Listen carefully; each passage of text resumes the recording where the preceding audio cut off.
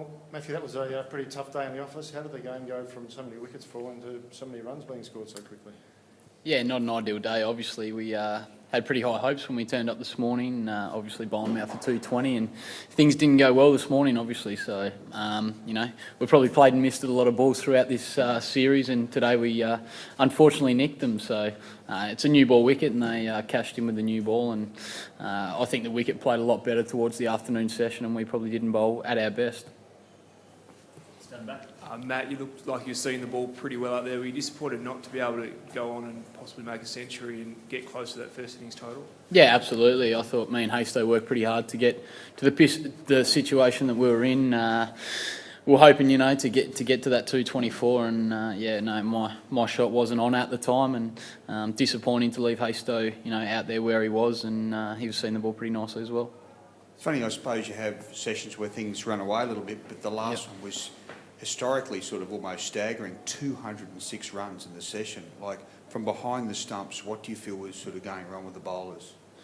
We just didn't bowl well enough, to be honest. Two really good players, and I thought they came out and counter-attacked really well. They were almost going at a one-day pace there for a while, walking across their stumps and really took it up to our bowlers.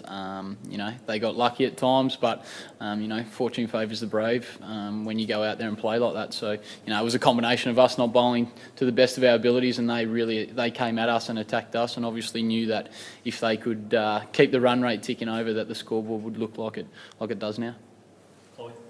Matt, I suppose after 4 days in Adelaide, you're in a position really where you're pretty close to taking a series lead, and it didn't happen. Yep. There's been such a dramatic turnaround since then. Do you feel as if the series has sort of slipped away, or is slipping away from you?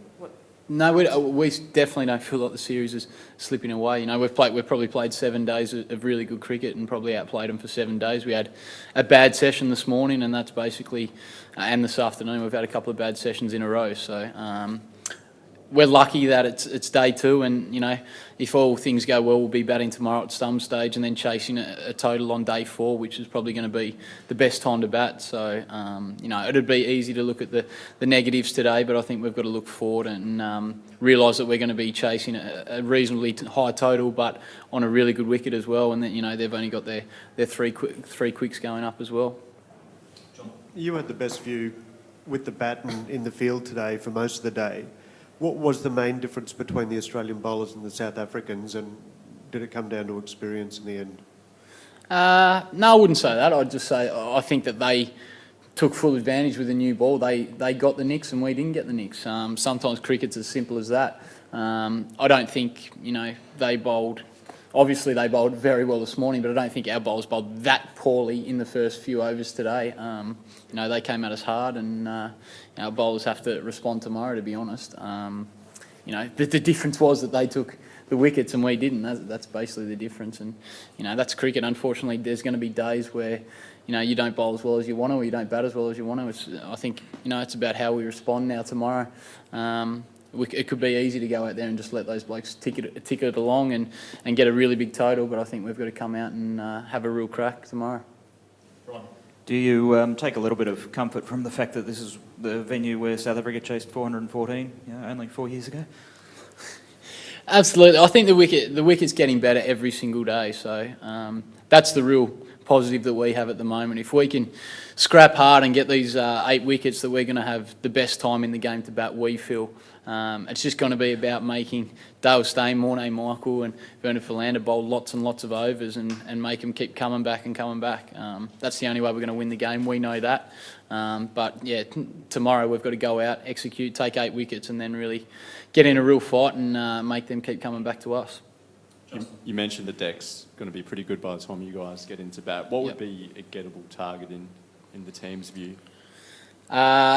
We have to chase anything, to be honest, and that's how we see it. I mean, there's no, whatever they set, we have to chase to win the test matches, as simple as that. Whether it's 300, 400, 500, whatever it is, it doesn't matter to us. We have to get those runs to win the series and win the test match, and that's as simple as that. Have you guys set an aim, though, to keep them below maybe 350, 400 or whatnot? I think if we bowl well enough, we'll restrict them anyway and take the wickets. today, you know, they were going well and truly at 5, 6, 7 and over at times. So if we can look to restrict them, get the ball through to me a few more times, I think that the wickets will start to take care of themselves. Ben. Mate, you've had, took a really good catch off Nathan Lyon yesterday and your innings today. Yep. Were you feeling any pressure coming into the match? Given a couple of misses in Adelaide and Yep. things like that.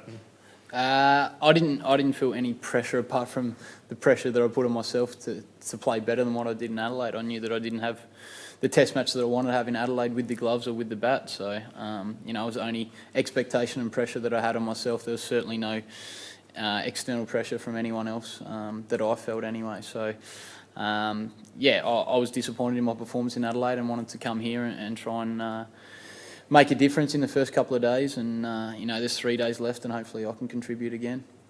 And Matt, Ricky's time at the crease today, obviously the crowd were on their feet. And is it similar in the dressing room? You guys on edge, watching?